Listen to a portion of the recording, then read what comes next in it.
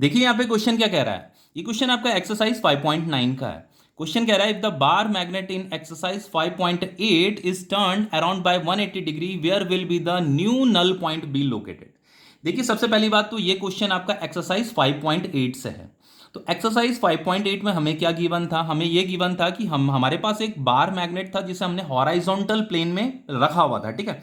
और उसका जो ये एक्सिस था, उसका जो ये एक्सिस है, मतलब इसकी एक्सिस जो है इस अर्थ के मैग्नेटिक फील्ड के अलोंग थी। ये आपका अर्थ का मैग्नेटिक फील्ड है, ठीक है। और वो जो अर्थ का मैग्नेटिक फील्ड है वो भी हॉराइजॉन्टल है। और ये जो अर्थ का जो मैग्नेटिक फील्ड था ये भी हमें गिवन था 0.36 गॉस। तो ये जो आपको मैग्नेटिक फील्ड दिख रही है ना, एक्सटर्नल मैग्नेटिक फील्ड, ये आपका अर्थ का मैग्नेटिक फील्ड है जिसे हम बीई सिंबल यहाँ पे यूज कर रहे हैं उसके लिए। अब देखो जो यहाँ पे हमें क्वेश्चन में एक और चीज गिवन थी, यहाँ पे नल पॉइंट हमें यहाँ से 14 सेंटीमीटर की डिस्टेंस पे दे रखा था। मान लो ये R1 is equal to 14 centimetre. तो यहाँ पे आपका नल पॉइंट था। तो नल पॉइंट का मतलब ये होता है कि एक मैग्नेटिक फील्ड इधर है और दूसरा मैग्नेटिक फील्ड इधर है, और दोनों मैग्नेटिक फील्ड इक्वल मैग्नीट्यूड के होने चाहिए। और तब ये एक दूसरे को क्या क्या करेंगे, कैंसिल कर देंगे। तो यहाँ पे इस पॉइंट पे नेट मैग्नेटिक फील्ड कितना हो जाएगा, जीरो हो जाएगा। उसी को ही हम नल पॉइंट बोलते हैं। तो देखो बच्चों, जो ये वाली जो मैग्नेटिक फील्ड है इस तरफ, इस डायरेक्शन में जो मैग्नेटिक फील्ड है वो तो ये वाली मैग्नेटिक फील्ड है, अर्थ की मैग्नेटिक फील्ड बीई, ये वाली। और इस डायरेक्शन में जो मैग्नेटिक फील्ड है वो axial magnetic field on axial line है, ठीक है। देखो जैसे ये आपकी एक्सियल लाइन है, तो इस पॉइंट पे जो मैग्नेटिक फील्ड होगा due to this bar magnet वो इस डायरेक्शन में होगा। देखो नॉर्थ पोल से ऐसे मैग्नेटिक फील्ड लाइंस निकल रही होंगी ऐसे इस तरफ, और ऐसे साउथ में जा रही होंगी इस तरफ। तो नॉर्थ से निकल रही है वो, ठीक है। तो इस तरफ होगी मैग्नेटिक फील्ड एक्सियल लाइन पे। तो ये जो एक्सियल लाइन पे जो मैग्नेटिक फील्ड है वो इक्वल था बच्चों किसके, अर्थ के मैग्नेटिक फील्ड के। ये आपकी अर्थ की मैग्नेटिक फील्ड है और वो हमें कितनी देर की थी, 0.36 गॉस। तो ये एक्सियल लाइन पे जो मैग्नेटिक फील्ड है वो भी 0.36 गॉस है, और अर्थ का मैग्नेटिक फील्ड भी 0.36 गॉस है।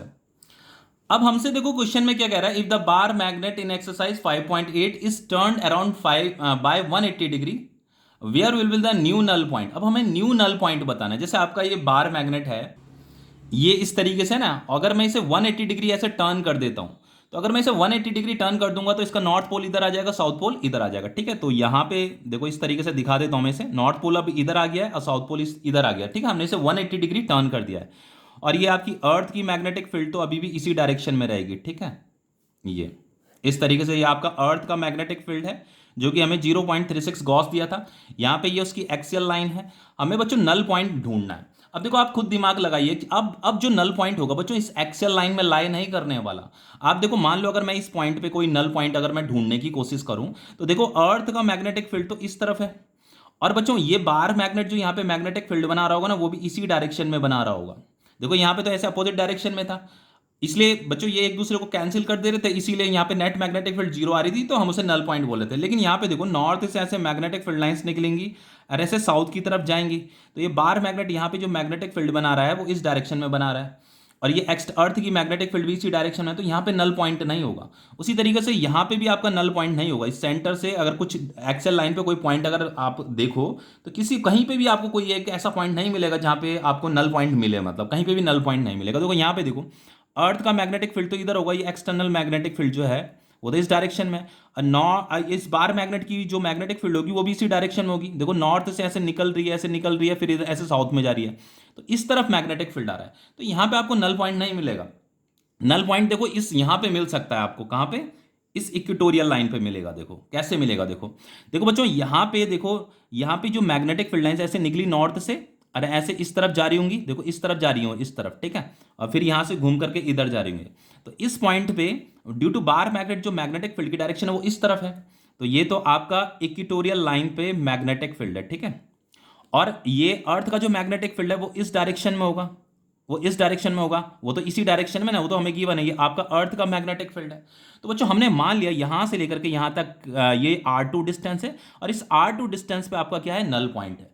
तो अगर यहां पे हमारा नल पॉइंट है तो इसका मतलब ये दोनों के दोनों क्या होंगे, इक्वल एंड अपोजिट होंगे। तो यहां पे हम कह सकते हैं कि जो इक्वेटोरियल लाइन पे जो मैग्नेटिक फील्ड है वो इस अर्थ के मैग्नेटिक फील्ड के बराबर होगा।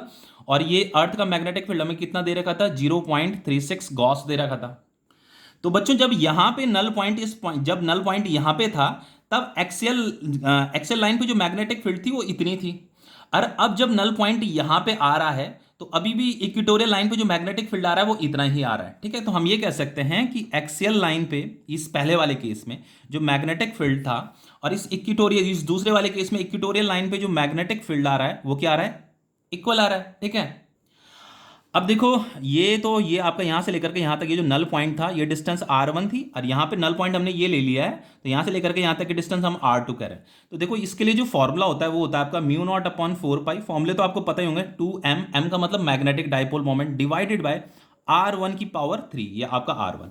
अब इसके लिए जो फॉर्मूला होगा बच्चों, ये बी इक्वेटोरियल के लिए जो फॉर्मूला होता है वो होता है आपका म्यू नॉट अपॉन 4 पाई m अपॉन सेंटर से यहां से लेकर के यहां तक का जो डिस्टेंस है जिसे हम r2 बोल रहे हैं, तो r2 की पावर 3। अब देखो यहां पे मैं लिख देता हूं r1, यहां से लेकर के यहां तक r1 तो 14 सेंटीमीटर दे रखा था। अब हमें क्या फाइंड करना है, ये r2 ही फाइंड करना है। कह रहा है ना where will the new null points be located, तो ये मुझे r2 कैलकुलेट करना है। तो देखो बहुत ही सिंपल है, पहले ये तो कैंसिल हो जाएगा आपका, m से m भी आपका कट जाएगा, तो ये हो जाएगा आपका 2 इंटू r2 की पावर 3 और ये r1 की पावर 3, मुझे r2 कैलकुलेट करना है। तो r2 की पावर 3 इज इक्वल टू क्या हो जाएगा आपका, ये r1 की पावर 3 डिवाइडेड बाय 2। तो बच्चों ये r2 इज इक्वल टू क्या हो जाएगा आपका, r2 इज इक्वल टू आप ऐसे लिख सकते हो ना, ये देखो r1 की पावर 3 तो था ही, ये डिवाइडेड बाय 2 भी था, और ये आपकी यहाँ पे 1/3 इस तरीके से पावर आ जाएगी। समझ गए होंगे ना बच्चे, मैथ्स है, बस मैं क्यूब रूट निकाल रहा हूँ इसका। देखो मैंने क्या किया है, देखो जैसे ये था ना, देखो मैंने यहाँ पे क्या करा है, जैसे 3 है ना, तो यहाँ पे इसे 1/3 से इसे मल्टीप्लाई कर दिया, इसे भी 1/3 से मल्टीप्लाई कर दिया बस, ठीक है। सॉरी, यहाँ इसे मल्टीप्लाई कर दिया, यहाँ पे भी ये पावर में 1/3 लिख दिया, तो ये 3 से 3 कट जाएगा आपका, तो ये r2 बचेगा, और ये इसे हम ऐसे लिख देंगे बस इस तरीके से। अब देखो r2 इज इक्वल टू क्या हो जाएगा आपका, इसे मैं लिख सकता हूँ r1 की पावर 3 और ये आपका 1/3 भी है, और ये 2 को मैं ऐसे लिख सकता हूँ 1/3, समझ में आ रहा है। तो r2 इज इक्वल टू, देखो r1 कितना दे रखा बच्चों आपका 14 सेंटीमीटर दे रखा है ना, तो देखो पहले ये 3 से 3 तो कट जाएगा, तो यहाँ पे बचेगा r1 डिवाइडेड बाय 2 की पावर 1/3।